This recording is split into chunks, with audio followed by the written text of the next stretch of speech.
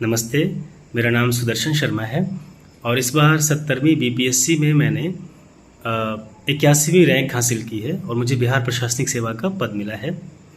इस वीडियो में हम चर्चा करेंगे कि 72वीं के प्रीलिम्स की परीक्षा जो 26 जुलाई को होनी है उसको लेकर के इतने कम समय में हम अपनी कैसी स्ट्रेटजी रखें ताकि हम बेहतर प्रदर्शन कर पाएँ।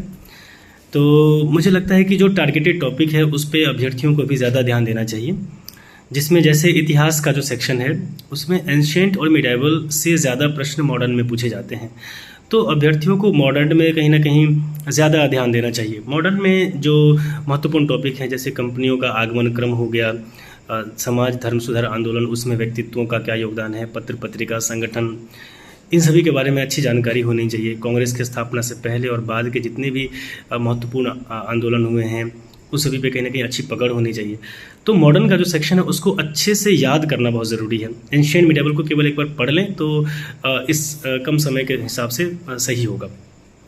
ज्योग्राफी के लिए जो कॉन्सेप्ट वाला भाग है उसको अच्छे से एक बार समझना और पढ़ना ज़रूरी है, लेकिन जो मैपिंग वाला इलाका है उसको अच्छे से याद करना चाहिए। मैपिंग के लिए हो सकता है कि आप यूट्यूब पे सुदर्शन गुर्जर सर की वीडियो को प्रेफर कर सकते हैं, आप देख सकते हैं उसको, जिसमें भारतीय जो क्षेत्र है जैसे पर्वत, पठार, नदियाँ, उसके बाद जो दर्रे वगैरह हैं उसको आप अच्छे से देख सकते हैं, माइंस, पोर्ट इत्यादि को।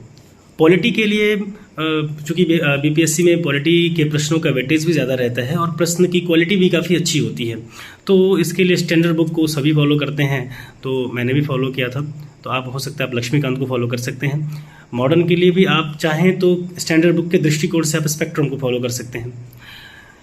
विज्ञान, कहीं ना कहीं विज्ञान के प्रश्न बीपीएससी में ज़्यादा पूछे जा रहे हैं, तो इसके लिए मैं क्या करता था कि चूँकि 9वीं और 10वीं कक्षा के जो कॉन्सेप्ट वाले प्रश्न हैं उसका वेटेज बढ़ रहा है, तो इसके लिए हर चैप्टर का नाम आप यूट्यूब पे दीजिए और बगल में वन शॉट वीडियो या फिर उसका कोई गन शॉट वीडियो देख लीजिए ताकि कॉन्सेप्ट कहीं ना कहीं अच्छी बिल्ड हो जाए।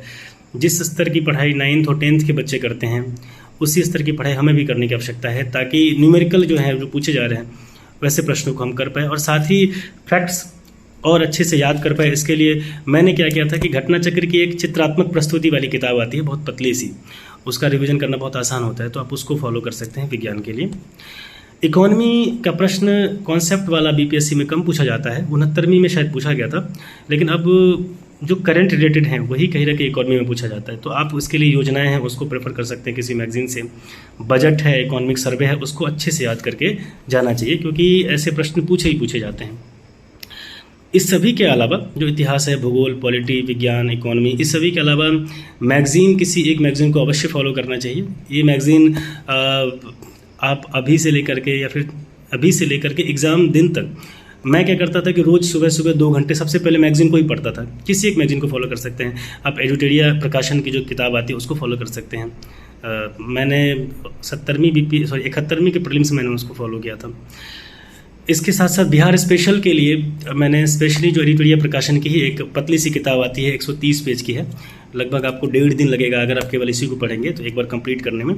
तो इस किताब को फॉलो कर सकते हैं और ज़रूर इसको कम से कम अगर आप 3 बार पढ़ के चले गए एग्ज़ाम से पहले तो बहुत लाभ होगा बिहार स्पेशल के लिए।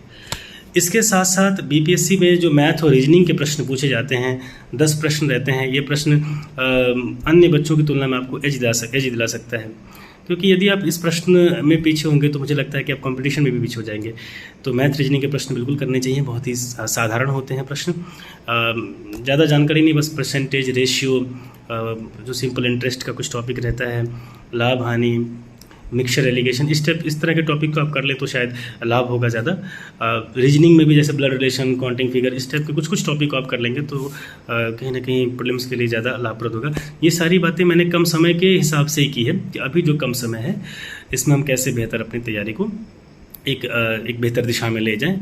तो बहुत बहुत धन्यवाद। ये मैंने अपनी स्ट्रेटजी बताई है कि मैं अगर लगभग 20 दिन मेरे पास बचता तो मैं क्या करता, तो आप इसको फॉलो कर सकते हैं। बहुत बहुत धन्यवाद।